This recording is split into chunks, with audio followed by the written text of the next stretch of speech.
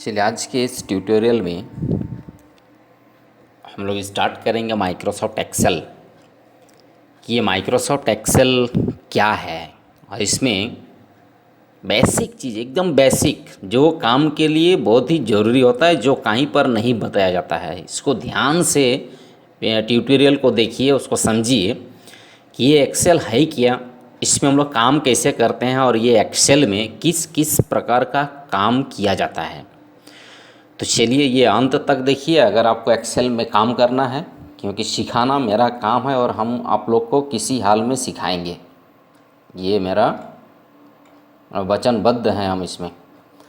तो देखिए एक्सेल जैसे माइक्रोसॉफ्ट वर्ड आप लोग सीखे तो वैसे ही माइक्रोसॉफ्ट एक्सेल ये भी एक क्या है कि चाहे आप एमएस एक्सेल बोलिए या माइक्रोसॉफ्ट एक्सेल बोलिए या इसको एक्सेल के नाम से भी हम लोग जानते हैं, ये क्या है कि स्प्रेडशीट प्रोग्राम है। और ये काम क्या करता है ना कि डाटा को टेबुलर फॉर्मेट में आप ओपन कर सकते हैं, नया डाटा बना सकते हैं, जो भी डाटा उसमें एडिटिंग कर सकते हैं, उसको फॉर्मेटिंग कर सकते हैं और महत्वपूर्ण है उसमें आप कैलकुलेट कर सकते हैं, शेयर कर सकते हैं, प्रिंट कर सकते हैं। समझ रहे हैं? यानी अगर सपोज कीजिए हम कोई ऐसा काम करना चाह रहे हैं जिसमें हमारा कैलकुलेशन भी हो और कोई भी हमारा जो डाटा होगा वो हमारा रो कॉलम के फॉर्मेट में हो यानी टेबुलर फॉर्मेट में हो, तब हम यूज़ करेंगे कौन सा एप्लीकेशन को, माइक्रोसॉफ्ट एक्सेल को। माइक्रोसॉफ्ट एक्सेल में देखिए जो सबसे ज़्यादा हम लोग यूज़ करते हैं किस काम के लिए, क्योंकि ये काम भी अगर आप सीख गए तो आपको कहीं ना कहीं जॉब मिलना निश्चिंत है। इसमें देखिए सबसे ज़्यादा काम क्या होता है, डाटा एंट्री का।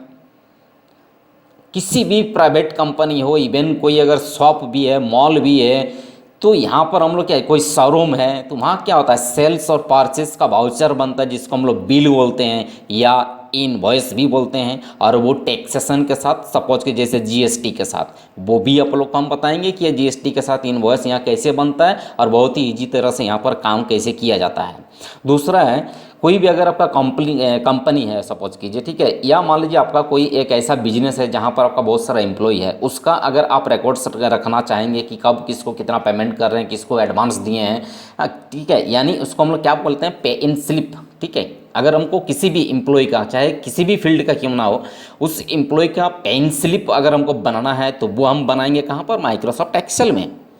अगर सपोज कीजिए हम कोई कोचिंग सेंटर पे हैं, कोई ट्यूशन सेंटर में है, कोई स्कूल में है, कॉलेज में है, चाहे वो प्राइवेट हो, गवर्नमेंट हो, कहीं पर भी हो, या मेरा सपोज कीजिए कोई एक इंस्टीट्यूट है एजुकेशनल बेस पे है, और वहाँ क्या है कि हम जो भी स्टूडेंट्स है उन लोग का एग्ज़ाम होता है तो उसका हम लोग रिपोर्ट कार्ड बनाते हैं। ठीक है, तो जैसे वो हमारा प्रिंटेड रहता है वहाँ से हम लोग लिख के दे देते हैं।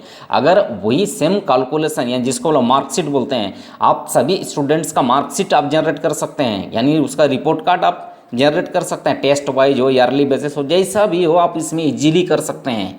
अगर सपोज कीजिए आप कोई सरकारी ऑफिस में यानी किसी भी विभाग में अगर आप कार्यरत हैं या काम करना चाह रहे हैं, जिसे हम लोग कंप्यूटर ऑपरेटर बोलते हैं, तो वहाँ पर आपको काम किया है, कोई ऐसा आपका विभाग है सपोज कीजिए जहाँ वो एस्टीमेट बना, किसी भी आपका सरकारी योजना का जो एस्टीमेट होता है यानी प्राक्कलन होता है, उस चीज़ को आपको बनाने के उसमें भी हमारा कैलकुलेशन होता है, ध्यान दीजिएगा।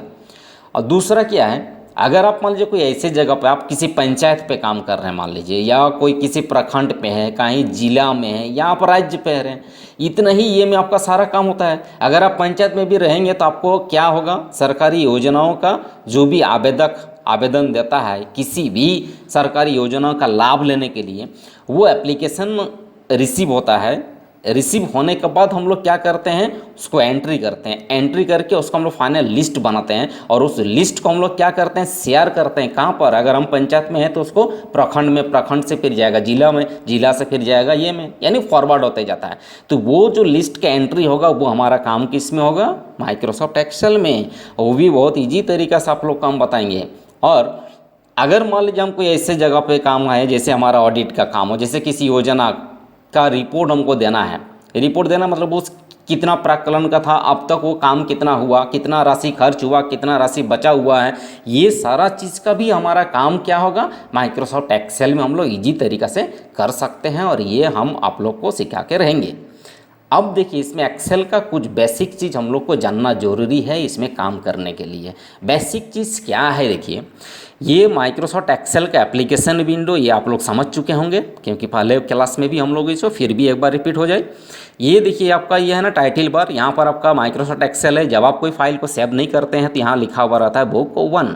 जब आप सेव करते हैं तो यहाँ पर नाम उसका आएगा।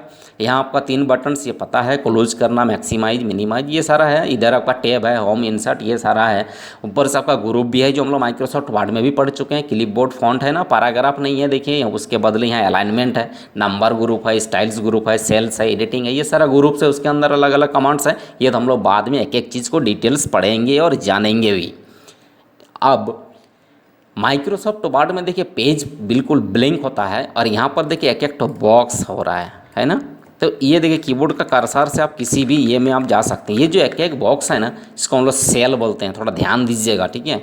सेल यानी CELL सेल। और इसमें आप देखिएगा, आप देखेंगे या ध्यान दीजिए, इसमें देखिए यहाँ पर A लिखा हुआ, यहाँ B लिखा हुआ, यहाँ C D ऐसे करके अल्फ़ाबेट्स है ना। फिर इधर से 1 2 3 4 5 6 ऐसे करके नंबर दिया हुआ है। अब ये है क्या, देखिए ये चीज़ जो है ये कॉलम्स है और इधर जो है ये रो है। ये कॉलम्स का नेम है और ये रो का नंबर्स है और इसी को हम लोग बोलते हैं हेडिंग्स। जैसे इस सेल यहाँ पर अभी मान लीजिए है कर्सर, तो ये कौन सा कॉलम में है, ए कॉलम में, रो कौन सा है, 1 में है। सपोज कीजिए अगर यहाँ हमको कोई टाइप करना है, हम डायरेक्ट यहाँ टाइप कर दिए।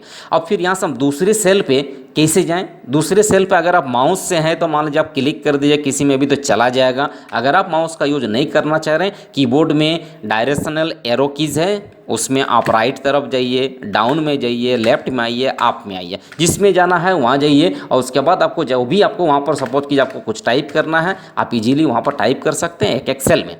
आप समझ गए, ये कॉलम हो गया ABCD और रो हो गया 1 2 3। अब किसी भी ये मान लीजिए हम अगर कहीं पर काम करेंगे, सपोज कीजिए यहाँ पर एक जैसे 50 है ना, 50 लिखा हुआ, ये सेम 50 को सपोज कीजिए हमको यहाँ पर लाना है, तो इनकेस हम यहाँ तो 50 हम टाइप कर सकते हैं। लेकिन अब ये एक्सेल का मैजिक नहीं हुआ। अब देखिए हम आप लोग के एक्सेल का मैजिक दिखाते हैं। इस सेल में आपका 50 लिखा हुआ है, इस सेल में आपका NAME नेम लिखा हुआ है। इस सेल का जो वैल्यू है वो हमको दूसरे सेल में ट्रांसफ़र करना है। इस सेल का हमको एड्रेस जानना होगा। ये देखिए यहाँ पर जो है ना ये चीज़ तो ये है हमारा नेम बॉक्स। यहाँ पर जिस सेल में आप यहाँ पर कर्सर रखेंगे यानी क्लिक करेंगे, उस सेल का एड्रेस यहाँ बताता है। या किसी सेल का एड्रेस क्या होगा, उस सेल का कॉलम का नाम और उसका रो का नंबर। वेरी सिंपल इजी तरीका में इतना याद रखिए, जिस सेल का हमको एड्रेस पता करना है उस सपोज की चलिए यहाँ पर हम 500 लिख दिए, ठीक है। अब ये 500 जिस बॉक्स में लिखे हैं यानी जिस सेल में लिखे हैं उस सेल का एड्रेस क्या होगा, उसका कॉलम का नाम, कॉलम का नाम क्या है F और उसका रो का नंबर क्या है 6 यानी F6। सेम यही चीज़ यहाँ पर हमको डिस्प्ले कर देता है। अब देखिए जो आप लोग हम मैजिक का बात कर रहे थे, यहाँ हमारा 50 लिखा हुआ, ये 50 हमको यहाँ लिखना है। करेंगे क्या, इक्वल साइन देंगे। ये जो हमारा 50 है ये कौन सा सेल में है, यहाँ पर है, यानी A कॉलम और 1 रो लिख देंगे हम यहाँ टाइप करके A1 और कीबोर्ड से इंटर की प्रेस कीजिए। देखिए आपका वो वैल्यू यहाँ ट्रांसफ़र हो गया। समझिए बहुत आसानी होता है यहाँ काम करने के लिए, लेकिन एकदम जीरो लेवल से हमको जानकारी होना चाहिए, एक एक चीज़ का हमको जानकारी होना चाहिए तो भी यहाँ पर इजी है। अदरवाइज़ थोड़ा सा हम लोग को परेशानी करता है काम करने के लिए जानकारी नहीं रहने के कारण।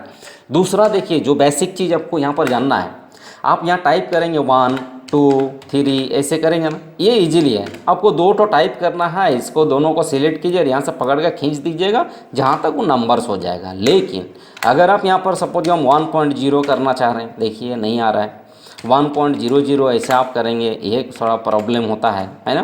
तो ये सारा का भी हम लोग फॉर्मेटिंग करके चेंज कर सकते हैं।